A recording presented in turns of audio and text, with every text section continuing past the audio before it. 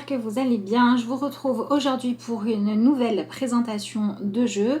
Aujourd'hui, on va partir dans l'univers de la sorcellerie et de la nature, puisqu'il s'agit de l'oracle des sorcières. Donc, je l'ai reçu de la part des éditions Le Duc. C'est le premier oracle que je reçois de chez eux. Donc, j'étais très contente parce que j'étais curieuse de le découvrir. Donc, on va en parler tout de suite un petit peu plus ensemble. Alors, c'est un oracle de l'auteur Sally Morningstar. Alors j'aime bien la référence Morningstar, c'est rigolo. Et donc comme vous pouvez le voir, rien qu'avec le titre et avec l'image, c'est un jeu qui va avoir, enfin un oracle, qui va avoir pour sujet tout ce qui est se relier à la nature, à la magie, et il est fait dans une inspiration en gros de religion païenne. Voilà, alors après clairement vous n'êtes pas obligé d'être adepte de la Wicca pour vous en servir, puisque vous allez voir que on va retrouver des archétypes qui sont assez répandus. Donc vous avez à l'intérieur 42 cartes donc, qui se présentent comme ceci. Donc vous avez les images avec des bordures blanches. Donc je vous le montre avec les bordures blanches et si j'y pense, je vous ferai un insert pour vous montrer ce que ça donne parce que tout simplement, une fois que je vous l'aurai présenté, moi je vais couper les bordures blanches. Je préfère vraiment avoir l'image telle qu'elle est. Si jamais vous voulez le faire, c'est pas gênant parce que les bordures sont neutres. Et voilà, voici le dos des cartes. Donc on est vraiment dans cette idée, voilà, symbole, le pentacle, la magie, le vert pour rappeler cette idée-là. Donc je ne les ai pas remises dans l'ordre, hein, puisque ce n'était pas forcément obligatoire et que je l'ai déjà testé. Et donc sur chacune des cartes, vous allez retrouver évidemment l'image en grand. Vous allez retrouver le nom de la carte, le numéro et un mot-clé à chaque fois. Donc déjà, rien qu'avec la lame en elle-même, vous pouvez faire pas mal de travail au niveau intuitif. Si jamais vous faites du travail magique, si vous avez un hôtel, ce genre de choses-là, c'est des cartes que vous allez tout à fait pouvoir utiliser pour asseoir vos pratiques. Et si jamais le sujet vous intéresse et que vous n'êtes pas dans une pratique magique en particulier, les archétypes sont quand même suffisamment parlants. Vous voyez ici par exemple vous avez la carte de la lune. Alors ici pour moi c'est beaucoup la notion de cycle qui est ressortie quand je l'ai utilisé. Donc on va pouvoir utiliser la magie de la lune, le côté perception, on va pouvoir l'utiliser par rapport au fait de vouloir comprendre un peu mieux ses rêves et développer son intuition. Mais voilà, moi c'est cette notion de cycle qui est ressortie. Et quand on regarde le livret, c'est un jeu qui nous indique que l'objectif, c'est de réussir à se reconnecter à la nature. Donc, il y a le fait de se reconnecter à la nature dans le sens de la forêt, les plantes, etc. Mais aussi, pour moi, c'est un jeu qui va vraiment venir mettre l'accent sur les ressentis, les choses qui nous influencent tous du simple fait de faire partie d'accord, de la planète, quoi, de vivre sur cette planète-là. Voilà, clairement, on va tous vivre selon des cycles. Ici, vous avez la carte néophyte étude. On est tous là pour apprendre des leçons, pour se regarder en face, pour faire des expériences qui nous permettent d'évoluer. Donc, si vous voulez, pour moi, c'est un jeu quand on a besoin de se mettre moins la pression et quand on a aussi besoin de s'évader du quotidien et de revenir à des choses beaucoup plus fondamentales qui va être très bien. Donc, par exemple, quand vous êtes dans des périodes de stress, quand vous êtes surchargé de travail, quand vous n'arrivez plus à vous accorder du temps, le simple fait de passer un petit peu de temps avec les cartes, ça peut aider à reconnecter. Et si vraiment votre objectif, c'est de revenir à l'essentiel, de vous rappeler ce que c'est que d'être humain avant tout, ce jeu est très bien. Donc par exemple, ici par exemple, voilà, vous avez la carte balai, la carte nettoyage et on a cette invitation à l'équilibre. Et on va avoir peut-être aussi le fait de dire il est peut-être temps de refaire un petit peu d'ordre dans sa vie, de revoir ce que l'on met en priorité pour ne pas s'oublier soi, pour revenir à l'essentiel. Donc c'est un jeu aussi quand vous vous sentez un peu déprimé parce que les objectifs sont longs à venir, parce que vous n'arrivez pas forcément à atteindre des sommets, parce que vous êtes engagé dans des projets colossaux, parce que vous vous posez des questions sur le couple, sur l'éducation des enfants, ce genre de choses-là, qui sont des choses qui s'inscrivent dans le temps, qui prennent de l'énergie, qui viennent nous remettre en question, qui viennent nous faire avancer, ce jeu, il va avoir ce côté où il va aider à prendre du recul, d'accord? Parce que des fois, peut-être qu'il faut sortir de la culpabilité, qu'il faut avoir moins d'exigences envers soi, qu'il faut revenir à des objectifs qui sont atteignables sans s'épuiser. Donc il a vraiment ce côté un peu... alors pas doudou, c'est pas ça, mais ce côté un petit peu rassurant en disant hey, ça va, t'es qu'un être humain, zen, voilà, parce que y a tout cet aspect aussi lien avec la nature profonde, autant de l'être humain que la nature, qui nous dit qu'on n'est pas censé chercher à être parfait, mais censé chercher à se développer au mieux. Donc ça c'est intéressant. Vous voyez par exemple si vous avez cette carte là, donc vous avez aussi ce genre de possibilités. Némésis avec la carte des leçons. Dit voilà, accepter d'apprendre quoi. Ensuite vous avez des choses un petit peu plus symboliques comme celle-ci, donc ici c'est la carte du cordon, donc voilà, quand vous voulez aussi faire du travail un peu plus magique, accepter le côté un peu mystérieux des choses, vous allez avoir des animaux aussi, le corbeau, donc le gardien des secrets, vous allez pouvoir travailler avec ce genre de symbolique là. Alors après, au niveau du type de graphisme, là c'est vraiment une question de goût personnel. Est-ce que ça vous parle ou pas? Est-ce que ça vous plaît ou non? Ça c'est à vous de voir. Donc vous retrouvez évidemment les divinités païennes. Ici vous avez par exemple le dieu cornu. Une autre chose qui est très bien dans ce jeu, c'est qu'on est sur un jeu qui s'appelle donc l'oracle des sorcières. Mais franchement, ça pourrait être sorcière et sorcier parce qu'il y a vraiment une place qui est faite autant au travail intérieur qu'au travail extérieur. On est vraiment dans une quête d'équilibre. Bon, après c'est un peu normal, hein, on se base sur... alors, à l'intérieur, le mot qui est utilisé, je crois que c'est religion païenne, mais moi je n'aime pas le mot religion, donc je vais préférer dire culture païenne, parce que vous pouvez tout à fait aller puiser ce qui vous parle, hein, et laisser le reste de côté. Voilà, donc je pense que c'est un jeu, moi je dirais, qui, bon, évidemment pour les personnes confirmées, pas de souci. Et sinon, c'est un jeu qui est bien soit quand vous avez déjà des connaissances en matière de culture païenne, soit quand vous avez déjà un petit peu d'expérience avec les cartes. Voilà, parce qu'il faut quand même aller chercher un petit peu en profondeur. Les images sont très très symboliques, d'accord, donc il faut aller creuser un petit peu. Donc je dirais, ouais, quand on a déjà un peu d'expérience, c'est pas mal. Ou alors évidemment, quand on aime cette culture-là. Par exemple, celle-ci, la carte du livre des ombres, forcément, quand on aime tout ça, ça va nous parler. Donc c'est des cartes où on peut vraiment faire un travail avec la notion qui est expliquée, ou aussi on peut aussi aller approfondir. Par exemple, vous avez la carte de la vieille femme. Alors ici, c'est la notion de relâchement, mais on pourrait aussi aller travailler avec cette part-là de la triple déesse. On pourrait aller travailler avec le fait d'accepter que le temps passe et d'accepter de ne pas chercher à rester, à avoir toujours le même style ou la même pêche ou le même physique que... quand on avait 20 ans, ce genre de choses-là. Donc vraiment accepter aussi de pouvoir... tout ce qui est le fait de travailler à se sentir, avoir une place, avoir le droit de se sentir bien avec soi-même, peu importe l'étape que l'on est en train de passer, ça marche aussi, d'accord? Voilà. Donc ensuite, vous avez cette carte-là, donc la carte de l'épée, donc on va... voir ici on a la carte des aspirations, donc on peut même faire des liens avec le tarot pour certaines cartes, hein. Ici vous avez la boule de cristal. Donc pareil, si vous cherchez un petit peu dans votre pratique spirituelle ou dans votre pratique de sorcière, comme il y a beaucoup de choses qui sont représentées, on a les divinités, on a la boule de cristal, on a le travail avec les animaux, on a le livre des ombres, ici on a le chat noir, voilà, on a des choses plus symboliques. Donc ça peut aussi vous aider à tester différentes choses, à trouver de l'inspiration, à savoir le type de pratique qui vous convient le mieux ou non, ou à en découvrir certaines. Voilà, ça peut être pas mal aussi. Vous voyez, celle-là aussi, l'étoile à 6 branches, l'unification. On a vraiment aussi cet aspect union. Masculin, féminin, jeunesse, vieillesse, savoir se nourrir de l'expérience qu'on a déjà acquis et en même temps faire en sorte de toujours se sentir vivant. Voilà, pour vraiment venir...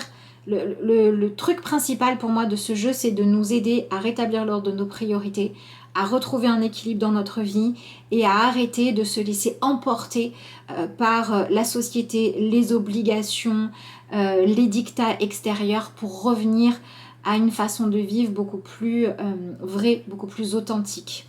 Voilà, sur ça, il est vraiment très bien. Donc il a franchement un côté aussi déculpabilisant et cet aspect de se rappeler que la vie, bah, ça doit être stimulant, ça doit être intéressant, mais ça doit aussi respecter nos rythmes, notre nature, ce qu'on aime, ce qui nous correspond ou pas.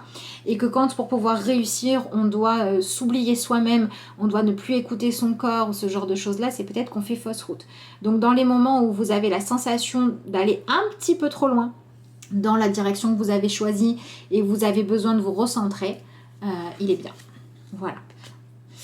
Allez, je continue de vous montrer les cartes. Donc ici, on a par exemple la chauve-souris. Ici, vous avez le calice. Donc pareil, là, ça peut faire référence aux coupes du tarot. Donc il peut être vraiment bien aussi à utiliser en association avec un tarot. Alors peut-être par exemple un tarot style tarot de la magie verte.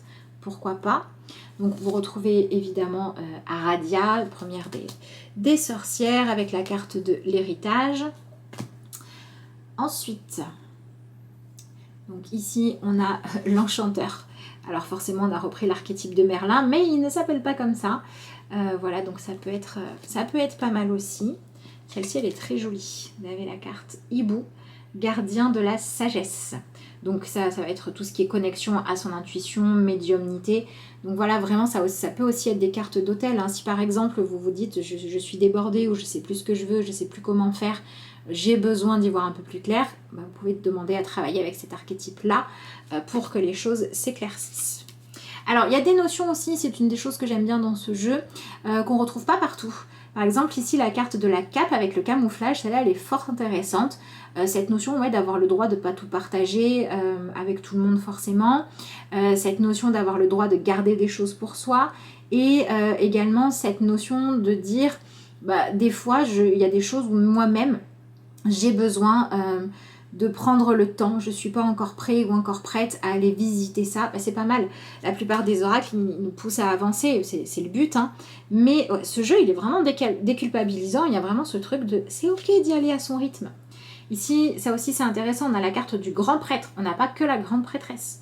Donc ça, c'est pas mal. Avec le gardien. Alors ici on a la carte de l'araignée. Alors c'est un jeu aussi, c'est pour ça que je vous dis ça, quand on a un peu l'habitude, qui peut nous permettre de sortir des sentiers battus. Par exemple la carte de l'araignée, assez traditionnellement, moi je sais que j'ai l'habitude de l'utiliser avec l'aspect de tisser sa toile, de prendre sa place, d'oser se créer son monde, etc. Et ici le mot-clé c'est motif. Donc ça amène sur autre chose. Ça amène sur le fait de dire comment est-ce qu'on veut tisser sa toile plutôt que simplement s'en donner le droit. Ça amène à cet aspect de géométrie sacrée. Est-ce qu'il y a encore une fois un équilibre dans notre vie? Donc il a ça d'intéressant aussi, qu'il y a certaines notions qu'on va retrouver dans d'autres jeux, mais qui vont être abordées d'une autre manière. Donc ça c'est franchement intéressant parce qu'il a aussi ce côté d'être voilà comme ça un petit peu différent, j'ai envie de dire, de ce qui est le plus répandu et ça permet de s'ouvrir. Hein. Alors vous allez retrouver, donc c'est pareil, on peut faire des tirages à plusieurs cartes enrichissants. Tout à l'heure on avait vu la carte qui pourrait correspondre à la vieille femme, ici on va avoir deux autres archétypes, ici on est plus dans la jeunesse, ici on est plus dans la femme accomplie ou la mère. Vous voyez, voilà, donc il a vraiment une certaine richesse. Hop. Donc je vous dis, il y a quand même aussi cet aspect richesse, c'est quelque chose de positif, mais c'est peut-être quelque chose qui fait que quand on est débutant, ça peut être un peu déroutant. Donc si vous débutez, prenez peut-être le temps d'avoir une certaine culture, ou alors vous l'utilisez à l'intuition, ou vous commencez par faire des tirages en une ou deux cartes pour voir quelles associations vous pouvez faire. Voilà, ça c'est la carte de la bougie, donc de l'illumination. Ensuite, la cloche avec l'éveil. On va retrouver comme ça aussi des petits personnages. La carte de Gaïa, elle est très jolie aussi.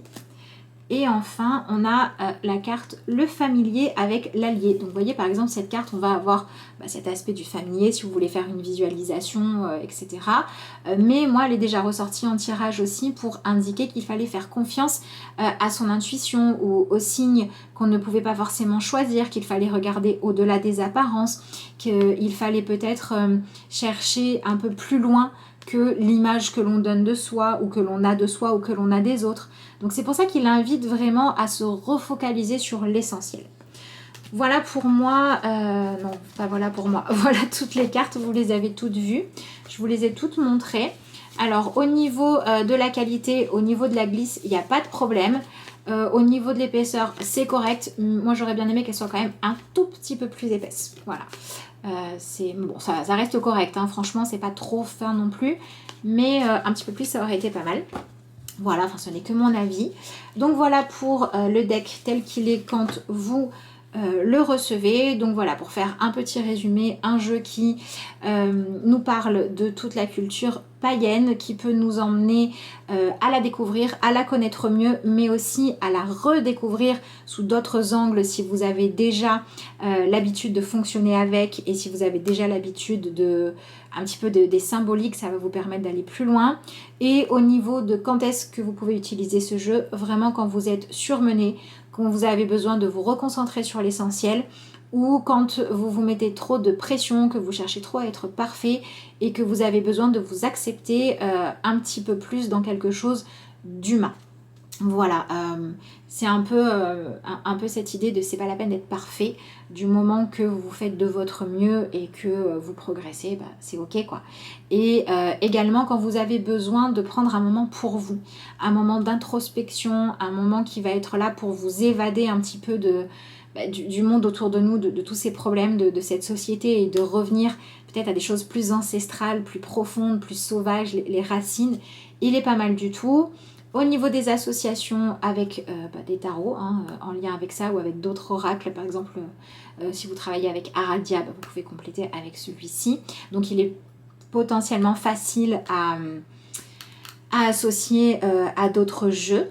Voilà, ça c'était la dernière chose, je crois que je voulais faire dans mon petit résumé. Oui, je crois que je vous ai tout dit. Voilà la carte avant découpage. Et voilà la carte une fois débarrassée de ses bordures blanches. Donc moi je suis carrément fan. Je trouve que du coup on rentre vraiment directement dans l'illustration. Donc du coup pour le dos des cartes, comme il était neutre autour, c'est plutôt sympa parce que ça ne gêne en rien et ça n'abîme absolument pas le motif. Et au niveau du changement de format, voilà.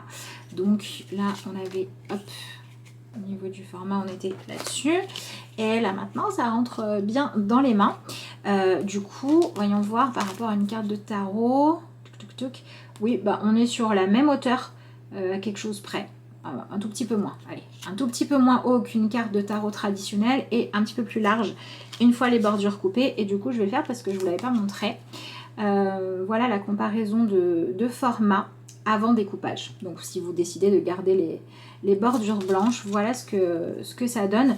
Donc on est sur des cartes un peu plus hautes et plus larges que les cartes de tarot. Et si on prend des cartes de développement perso style Lucy Cavendish, Alana Fairchild et compagnie, là c'est quand même plus petit, donc plus facile à prendre en main. Voilà, cette fois je vous ai tout montré, donc voilà, n'hésitez pas à me dire si vous êtes du genre à puriste à laisser les cartes comme elles sont ou si vous aussi vous aimez les découper. On va passer du coup au livre qui l'accompagne parce que pour le coup c'est pas un livret, c'est vraiment un livre.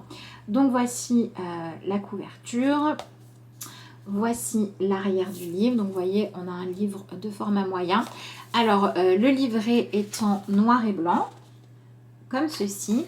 À l'intérieur, vous allez retrouver donc une première partie en fait qui est, alors après l'introduction, vous avez une première partie où on vous parle un petit peu de l'histoire des sorcières. Donc vous avez l'histoire de la Wicca, les pratiquants modernes, vous avez des choses sur la religion païenne, la persécution, voilà, vous avez toute une partie par rapport à tout ça. Voilà, que j'ai lu, qui est intéressante si vous y connaissez pas grand chose ou si vous avez envie d'un petit résumé. Une chose que j'ai trouvé franchement sympa, c'est qu'on a la roue de l'année.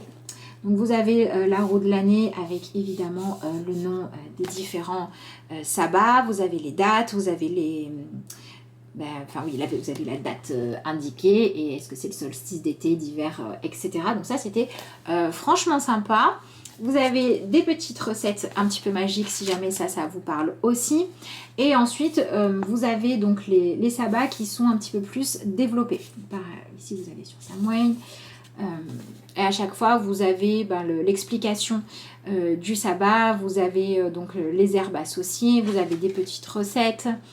Voilà. Et vous avez ça pour chacun des principaux. Voilà. Et ensuite, on arrive sur la deuxième partie qui est donc l'explication des cartes.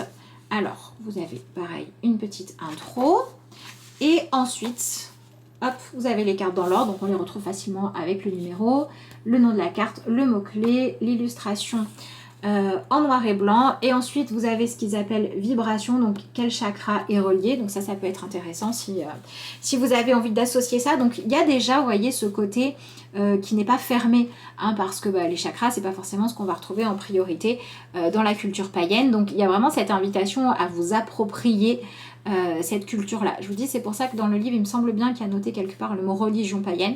Et pour moi, on est plus sur la culture païenne et faites-en bien ce que vous voulez. Et heureusement que c'est comme ça. Voilà, donc il y a cette liberté qui est incarnée de cette manière-là. Ensuite, vous avez des mots-clés peut-être pour vous guider dans la compréhension. Et ensuite, vous avez une petite explication de ce qui est sur la carte et une interprétation possible. Alors, au niveau des interprétations, elles sont quand même assez brèves. Au niveau du style d'écriture, c'est facilement compréhensible. Alors, on a quelque chose qui pour moi est à mi-chemin entre le développement personnel et la prédiction selon les cartes. Donc, ça sera à vous de l'adapter au type de tirage que vous faites. Vous en avez qui sont plus des messages positifs, d'autres qui sont plus des messages en mode aller regarder les ombres. Donc ça peut faire un certain équilibre. C'est pour ça que si vous avez un petit peu l'habitude, vous pouvez de vous-même aussi apprendre à voir est-ce que la signification, je l'utilise telle qu'elle est ou plutôt dans le sens inverse. Si par exemple vous avez une carte où on va vous dire, je sais pas moi... où est-ce que vous en êtes par rapport à ça et que vous l'avez tiré en positif, vous allez pouvoir comprendre que c'est je suis en train de progresser par rapport à ce sujet-là. Donc c'est pour ça que pour moi, avoir déjà un petit peu d'expérience, ça peut être pas mal. Voilà, après évidemment, vous faites bien comme vous voulez. Donc à chaque fois, vous avez une signification avec sa couleur qui est déjà donnée, plutôt positive ou négative, blocage ou guérison.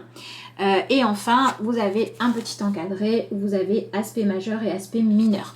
Donc aspect majeur, par exemple, sur la carte de la chauve-souris renaissance par la conscience, on vous dit « Votre conscience active votre envol vers la liberté » et en aspect mineur, vous avez « Cela aussi devrait passer ».